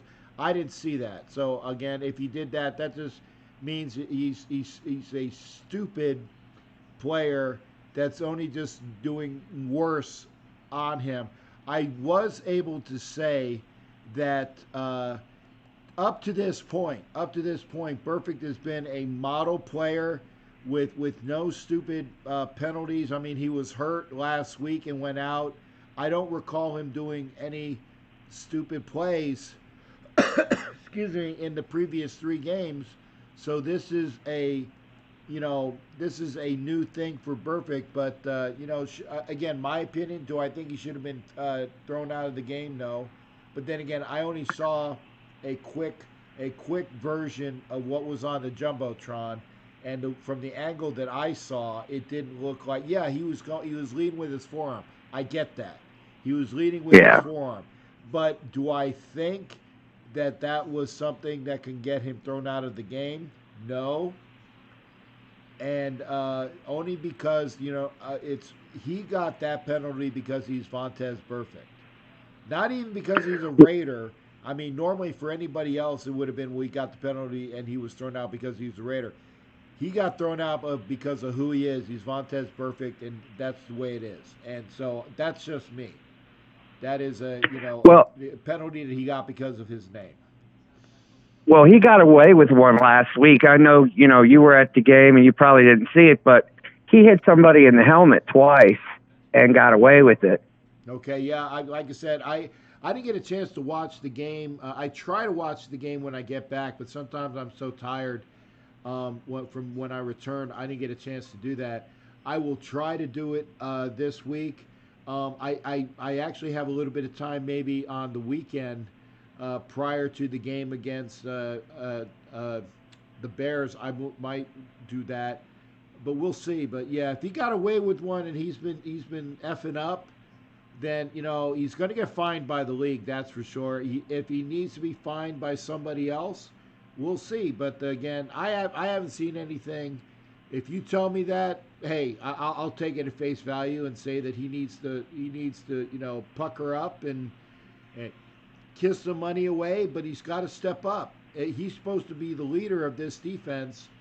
And Tahir Whitehead, if he was wearing the green dot today, he did a good job after Burfict left. I don't know if it was Tahir Whitehead.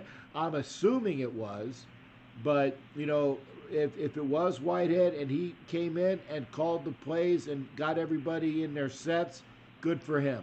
So we'll see. Well, as far as the game next week, I think I don't know if it's really going to matter if Trubisky plays. I don't think he's that good of a quarterback. Yeah, but he's much better than Chase Daniel. I mean, no, he's not that good of a quarterback, but at least the offense is somewhat effective with Trubisky. Notice I said somewhat effective. It's way more effective under Trubisky than it will be under Chase Daniel. That's just my opinion. Right. I don't know if I want to call a score. I think it's going to be a close game. I mean, their defense is.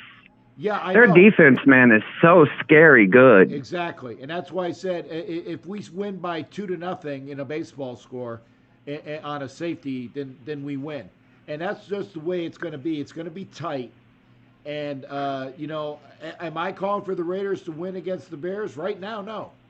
Am I calling for the Bears to outright blow away the Raiders? No. I know it's going to be a tight game. We'll see what I see, and we'll see how practice develops, and we'll see all of those little intangibles. We'll see when the Bears go over there. Maybe they don't go over there until Wednesday or something. That all plays into it. I know that the Raiders have played crappy in London the 2 times I went. I saw it myself. The Raiders won the first, I want to say, 5 minutes of the Miami game, and then they lost the last 55, and they weren't even in it against the Saints. So basically, in 2 hours of game time, they've won 5 minutes of 2 games, and that's it. Yeah, I agree, man. I think that they did the right thing I think they're already on the way over there now as we speak. So they are. They flew out of here after the game. The guys were saying, "Hey, bring your stuff because we're going to London right from this game." Well, that's awesome. At least Gruden is learning from his mistakes, you know. Yeah. Well, we like to hope. Yes, sir. Yes, sir. Well, listen, Captain, I'm not going to hold you any longer, man. I can tell you're a little choked up. I hope you feel better, and hopefully I'll talk to you next week. All right. You make sure you call it in. Get the word out. We need more people to call in there, brother, and good hearing from you, Kendall. All right, man. You have a great evening. Hey, do me a favor and text me and say, this is Kendall and this is my number to that number, so hopefully I'll get your number in so I know I'm talking to you. All right, brother. I got you. All right. Take care, bro. All right. All right. Bye-bye. Oh, sorry, brother. That bye-bye to you as well. That's Kendall. We're up at 9:40. We still got some time. Matt Marinovich is there. Good to hear from you as well, Matt. Good to see you slide in. It's always a good time. Matt's always a key contributor through comments on the show, so I enjoy that. Thank you, sir. He said that the refs kept the Colts in for most of the game. Yeah. I mean, I can say that. I mean, I saw some really stupid penalties for the Raiders today. Really stupid. And it needs to change.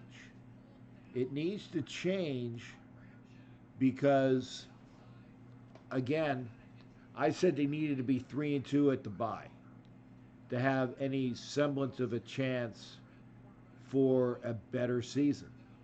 Remember, with the 2 wins that we already have, we've already hit half of our total from last year. I'm not willing to sit on that. I get it. I'm just saying, right now, we have half the victories that we've had last year. We're 2-2. Lots more improvement is needed, yes, but we'll see what happens. And hopefully good things will happen starting with, excuse me, a good production, excuse me, a good showing across the pond. Yeah, I'm sorry. When I've been talking this long, and you know that I have the coughs, I got to knock this off. I definitely got to get my cough drops in. But the line is still open, 813-699-0834. If you're watching, and I thank you for watching, if you're watching and I haven't heard from you, now's the time. Now's the time to give yourself, call in, talk to me about what you think you saw, how important it is. Hey, and here's something else. And we haven't really gone over it. And I think I kind of mentioned it. The Lions almost beat the Chiefs today. Okay? The Lions almost beat the Chiefs today. The Chiefs had to hang on. We're playing the Lions in about a month. About a month, yeah. So, don't poo-poo an easy victory. But also, you know, if the Raiders can get their stuff together, maybe they'll actually have a decent showing in Kansas City. I know I'd like to see that because I'm going to that game. Systems working the younger players. Hopefully Jacobs stay healthy and keep the running game. Thank you, Matt. I agree. Is Josh Jacobs the best running back we've had in a while? I mean, oh, and he did blow kisses. What a butt. What a douche. But going back to the running back position, who's the best running back that we've had in a while? It's why he was drafted, why he's a first-round draft pick. Okay, remember, last year we had Martin and Lynch. I think that Jacobs can be better than both. Mike Arline, good hearing from you, brother. It's always a good time. I know I needed to kick you in the ass to get you to call. What's going on? Yeah. How's it going, Jack? And I guess I want to say first, I'm glad we pulled this one out. I'm still a little worried about this defense here because it's the scheme that Gunther's calling in his prevent. I just don't like it. Yeah, I agree. I agree. Why change it when we've been doing well for 3 quarters, and then you just basically call up the dogs, and you almost lost the game. If Harris hadn't gotten that pick 6, we could have been looking at overtime and a loss. Exactly. But I did see some improvement in the play calling. Looked like they got much better at I guess using the weapons that we do have. I like that new guy that we picked up, Davis. He got a lot of playing time. Oh, yeah. Of course, on that reverse he scored, and he was a deep threat, so he had to kind of put some pressure on for the deep ball for us today, I should say. Right. Now I was gonna say I didn't see J.J. Nelson today. Did he play? He was inactive. He was a late scratch, so they put Davis in, and then Keelan Doss got in there today too. I actually got some time. I saw some Doss, and like I said, I really like our wide receiver core. I mean, now that we've gotten rid of Ryan Grant, and like I said, remember how everybody was saying how great Ryan Grant was? It was a preseason, Hall of Famer. Yeah. I mean, did he do anything while he was there? No, he did nothing but take up a roster space, and I'm glad that Keelan Doss is getting more playing time. I'm glad that J.J. Nelson got the playing time he did last week in Minnesota. He played well when he was in there. So, excuse me. I'm glad that we are transitioning better on offense, and I think we have a capable offense to be. I'm sorry, Mike. I'm not coughing at you, brother. I'm just trying to keep it together. But yeah, I agree. We're getting a lot better, and it can only get better, providing that we don't have any injuries that really take away from that. So hopefully so. But I agree. Like I said, on defense, I tell you. Now, with the possible inclusion of Jay Gruden to help out the offense, it's only going to make it better. Do you think, now remember, this is year 2 of Paul Gunther. If this defense doesn't improve immeasurably, do the Raiders make a change at the end of the season? Yeah, or I was thinking if it continues, I mean, I know this is kind of long shot, but if it continues, I'd get rid of him and promote Brinson Buckner as the D coordinator. Well, we would definitely have an aggressive defense, that's for sure. Yeah, I would. That's one of my thoughts. Just promote him if Gunther continues, or if it gets to the point where we have to make a change of defense. That's what I would do. I would just promote Buckner and get rid of Gunther. Right. Well, we'll see. I mean, I do need to see some improvement. Remember, we are 2-2 at the quarter portion of the season. So we have some really tough games coming up. I'm going to call it, like, for example, even though it's a home game, we got an away game in London, we got an away game in Green Bay, we got an away game in Houston, and then it takes that extra week to get back to play a very good Detroit team the first part of November. That's a tough schedule over the next 4 games. Yeah, exactly. Oh, yeah, that's very tough. Very tough. Yeah, definitely. So I know I was late calling in, Captain. So is it official that Jay Gruden has been let go, or is it just kind of speculation? It's not official, but from what I was reading, that because there was a lot of dissension in the pick of the kid Haskins out of Ohio State, and Gruden was behind it, but the Redskins front office was not. So I heard that through now remember this is everybody's got an opinion, and opinions are like a-holes, that just this, but the word was out that if Jay Gruden lost this game against the Giants, that he would be fired shortly. And again, I think some people were saying that I don't know whether it's true or not, but I expect it maybe as soon as tomorrow, because there was dissension between Dan Snyder and Dan Snyder, yes men, and Jay Gruden, because Jay Gruden's been there for a while and he's been on the hot seat for a while. So I think that they think, you know what, now's the time to get rid of him.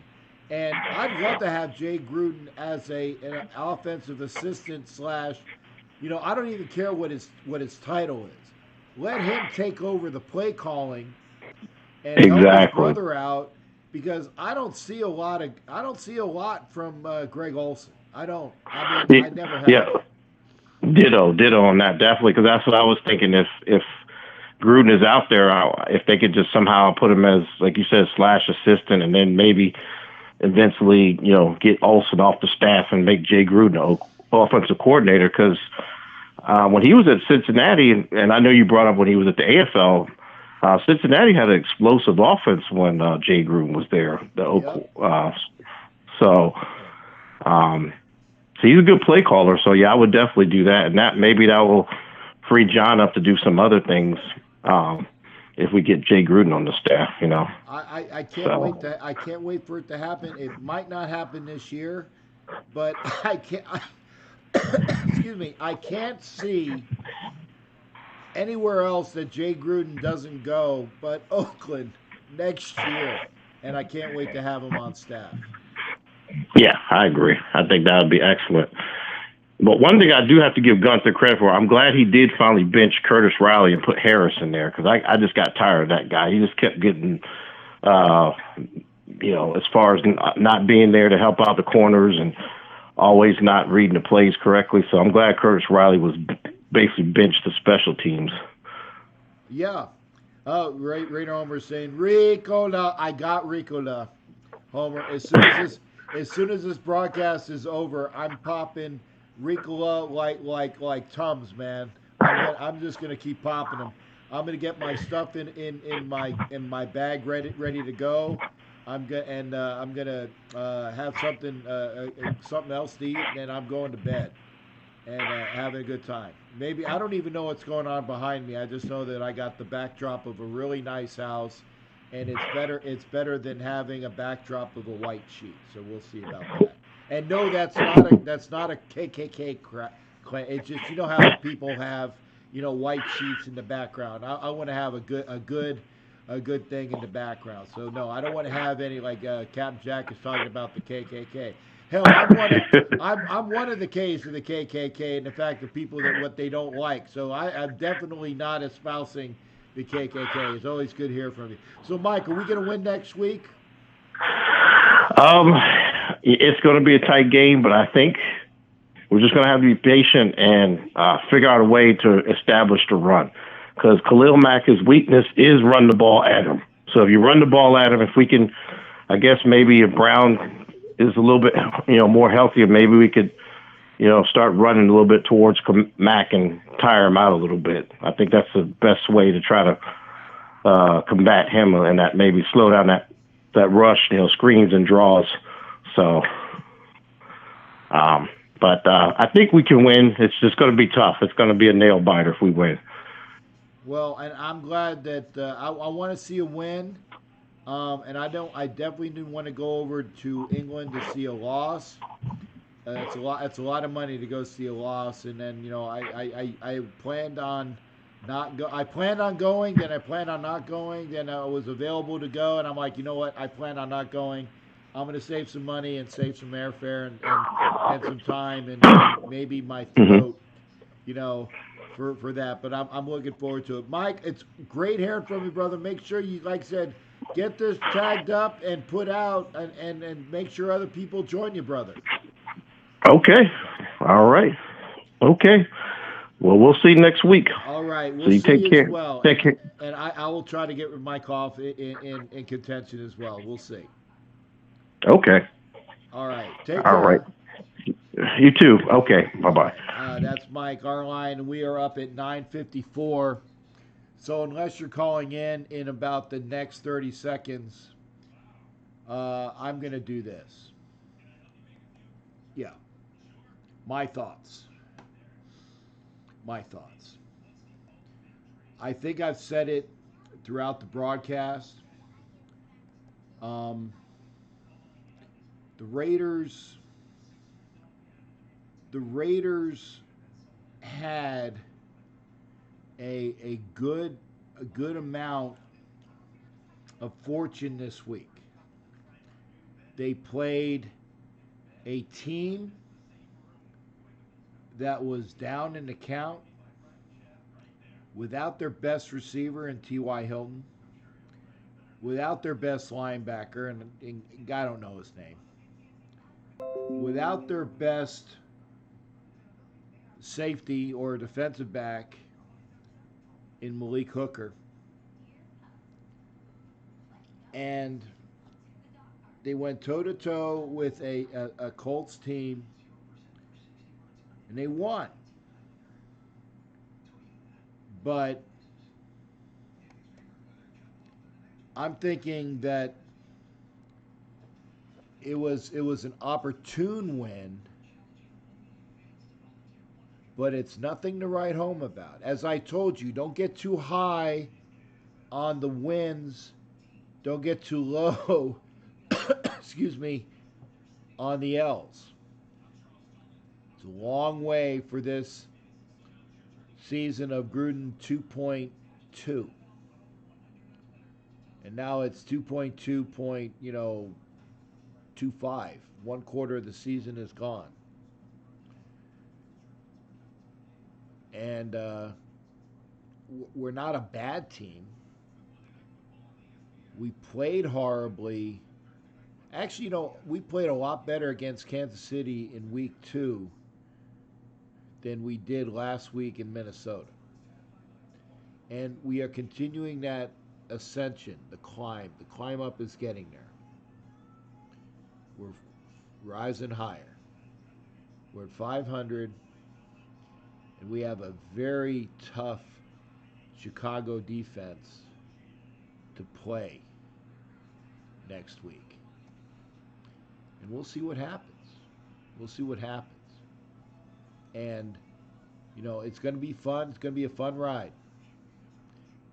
I really think that, and again, I might be putting the cart before the horse here, but I really can't wait until I see Jay Gruden on staff.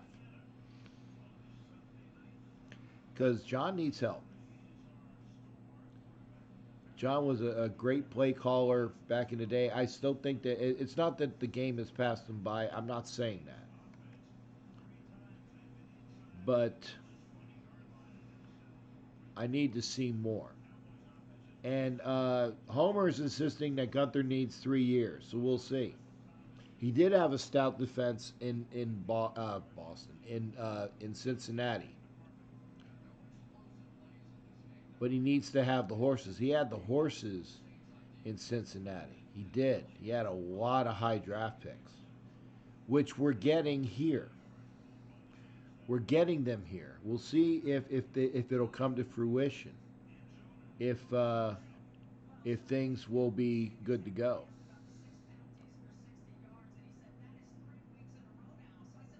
But a lot has got to change.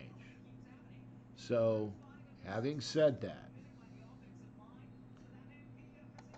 right, Matt, John Gruden can't do it all. I agree. And, oh, by the way, I agree. So,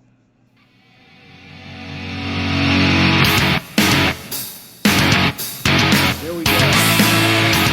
Some outro music for you. Remember, broadcast brought to you by Care Bar.